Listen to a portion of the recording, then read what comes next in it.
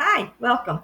Today I want to share with you 20 skills, old fashioned skills that my great grandmother used every day that I still use. In today's fast paced world, I find that these skills can help us lead a more grounded, more fulfilling life. Her way of life was one of self sufficiency. Of course, it wasn't any big thing back then, that was just the way of life. Um, these have been passed down through generations in my family and other homesteading. What we call homesteading today was farming then families. So join me as I share 20 enduring traditional skills that connect me to them, and I hope to inspire you to start your own journey or continue your own journey toward a simpler, more rewarding lifestyle. I was blessed to know my great grandmother. She passed away when I was 9 or 10, but her influence has carried on through me because of my grandmother, who was her middle daughter. As you know, my grandparents are the ones who taught me to embrace and love this lifestyle. To them, it was just a way of life. It was all they knew. What they learned from their parents, my great grandparents, they passed on to us. Their way of life for us, like I said, they're simpler. My grandparents recorded their life stories for our boys, and they are on. You can find those stories on the Farmer's Lamp in our Voices of Heritage series. They are audio recordings, and then I transcribe them for you, their own words, their own stories. So that's a really fun and interesting thing if you'd like to go listen to that. Now, we're going to talk about these 20 skills. I'm going to just skim over them, and you can go over to the companion article for this video and read more in depth about them and how you can put them into practice there on the Farmer's Lamp. You know, I realize her way of life was much harder than mine. I have the modern convenience of electricity and running water. One of my grandmothers had electricity and running water by the time I was born. She didn't when she was raising her children. My grandmother Brown had two light bulbs in her house, one in the middle of the living room, which was also two bedrooms, and one in the middle of the kitchen. And she didn't have running water until I was 12. So I understand more about how hard their lives were than I would have had I not had that experience. Even though I have these things, I'm still humbled when I think about the resilience and the strength of our ancestors. In spite of these differences, I do find immense value and satisfaction in practicing some of the same skills that she did. Okay, we're going to start with food production. Gardening, of course, is the number one thing. Her garden was her pride and joy, and it was that way for my grandmother. And as a young child working in the gardens with them, I didn't realize they were teaching me. As a kid, it's just fun to be out there with Granny doing different things. But as you know, we do garden and raise most of our food that way. On the Farmer's Lamp, you can find all kinds of gardening articles. We're here to help you in any way we can. Composting. Now, nothing went to waste in my great grandmother's house or my grandmother's house. They had a slop bucket out the back door, and they had a compost bucket out the back door. And what didn't go into the slop bucket went into the compost bucket. The slop bucket was for the pigs, the chickens, and the dogs. So there was never any kind of waste there. Composting is a great way to improve your garden soil. The resulting rich soil can be incorporated into raised beds, into the traditional row gardens, into containers. So, if you're interested in diving deeper into composting, of course, we have a lot of soil health information over on the Farmer's Lamp. Raising chickens and eggs for meat. Their chickens free range. They'd be in the woods. They would be, everywhere.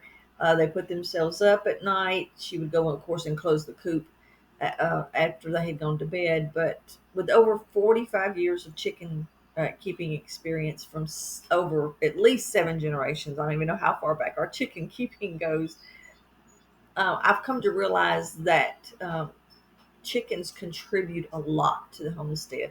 They clean up the garden, they give us free fertilizer, eggs, of course, and meat, entertainment. They do help control some forms of insects, so there's always that.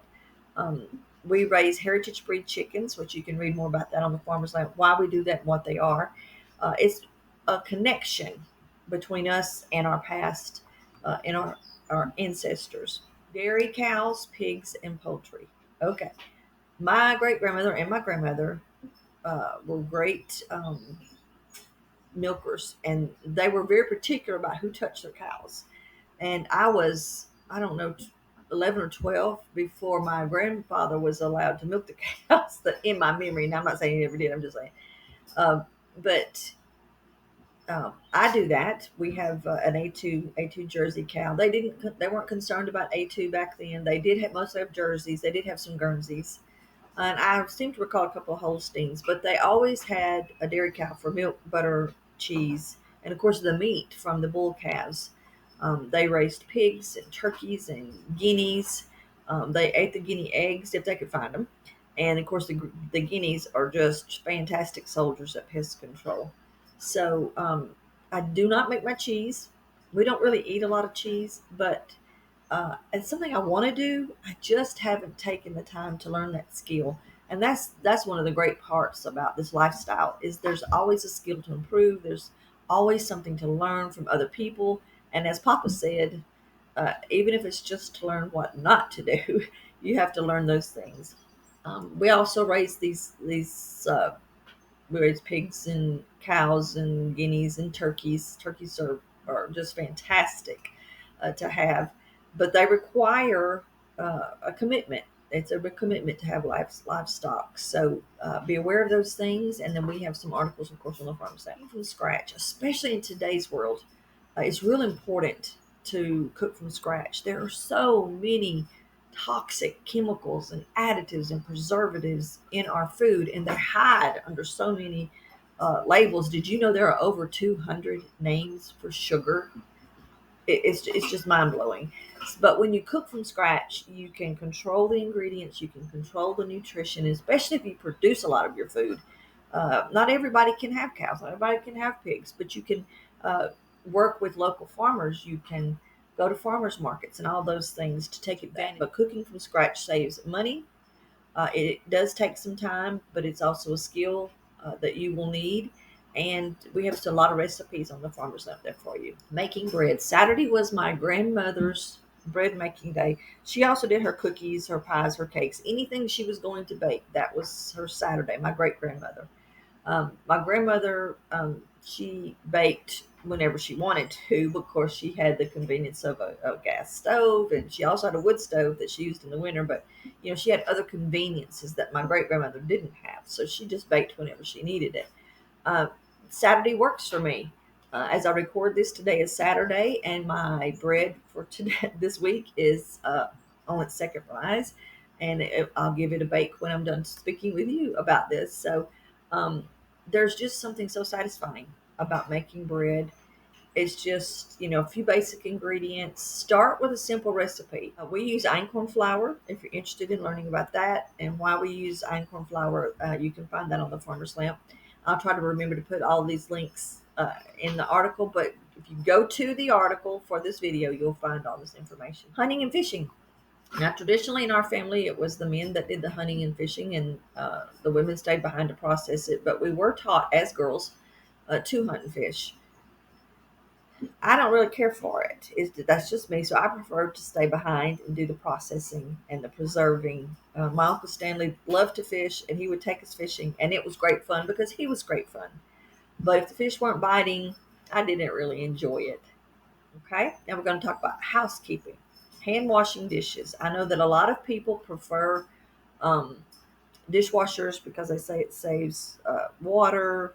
And of course, it's a time saving device. But I have always preferred, I don't even remember the last time I had a dishwasher. It's probably been close to 15, 20 years or longer.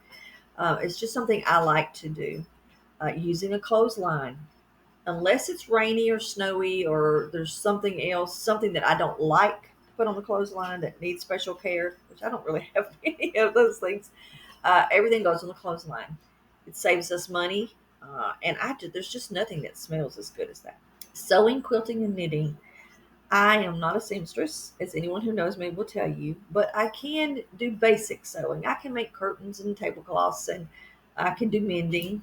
My grandmother taught me to quilt, and I do enjoy quilting. I don't have the time to do it as much as I would like because we have the option, to buy blankets and different things. I do have some of my great grandmother's quilts. I have some of my grandmother's quilts, and I have made a quilt. I made two or three quilts, but it's not something I specialize in. Knitting, I love knitting. It's just a great activity. I do it in the winter. Socks and hats, scarves. Uh, I'm trying to learn mittens, but I mean, I'm just a basic knitter. I'm not a specialist in any way. But she did all those things, but she did it to make clothing for her family, sweaters and underwear. They made all that stuff. So, food preservation and sustainability, canning and preserving food. We can our meat and we can tomatoes. Everything else we dehydrate. I have pictures of my grandmother's pantry, and I can remember my great grandmother's pantry just, from floor to ceiling and wall to wall in the back room. That was just everything was canned. Peas, beans, tomatoes, pepper. I mean, everything was canned, and meat. She did preserve her meat that way. So we have some articles on the Farmer's Lamp to help you with that, with dehydration and with canning, using a root cellar. Now she had a great root cellar, and I loved going in there as a kid. All the smells, the earthy smells. Now we right now use a part of our basement as a root cellar, and it does a good job. But we're looking forward to having the dedicated root cellar finished.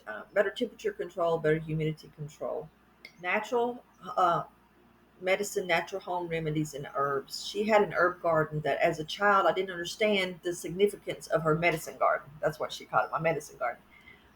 But I loved being there. I loved the smells of the herbs and the earthiness there, and helped her make some tinctures. And now I realize as I'm older and trying to learn, more about these things, she was making salves.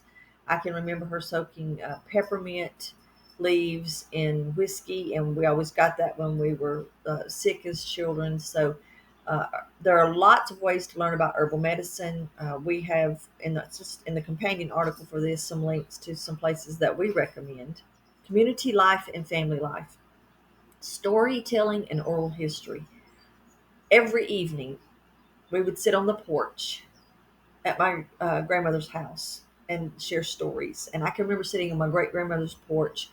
I don't remember the stories, but I do remember the adults talking and just sitting there enthralled with what they were talking about and listening to them. Um, the Farmer's Lamp Voices of Heritage series is one of these things. I encourage you to keep a journal, make a video for your family of your lifestyle. Go and interview your grandmothers and your great grandmothers if you're still blessed to have them, and get those stories down because they are really priceless. Bartering, sharing with their neighbors if there was too much. They shared if they had something, if a neighbor had something they needed, they would barter. Uh, we still do that towards the end of our growing season. What we open up our garden to our family, or to those in our neighborhood who are in need, and they can come and pick everything they need, if or want. If they're not physically able to do it, we do pick for those who can't do it for themselves and take it to them. So if you have a surplus of home goods, that's a great thing to do. And the last thing I want to share is a failing thing in our country, at least, is front porch sitting. Now, my grandmother and my great grandmother lived at the end of a dirt road, and my parents still live at the end of a dirt road. They're the only people on that road. My great grandmother had two of her daughters that lived down that dirt road with her, but she was at the very end. And they ended every day by sitting on the front porch. And the nightshades were coming in, the animals were bedding down. You could hear the calves and cows blowing out their breath as they laid down, and the whippoorwills would be singing, and they would tell stories. And my grandmother Brown loved to tell us scary stories. That was her thing. You know, Even in the daytime, uh, sitting on the front porch, shelling peas, just doing all kinds of different things, sewing. The neighbors would pass by, they'd see you there. At my grandmother's, the neighbors didn't pass by at my great grandmother's, they just came there. But the road ran past my grandmother's house, the dirt road, and they would stop, have coffee, share stories, help you with some work. It was just a place where work felt like leisure. Um, I have so many great memories of front porch sitting. We do sit on our front porch. Nobody can see us, but we get to see all the animals and the land around us and enjoy it.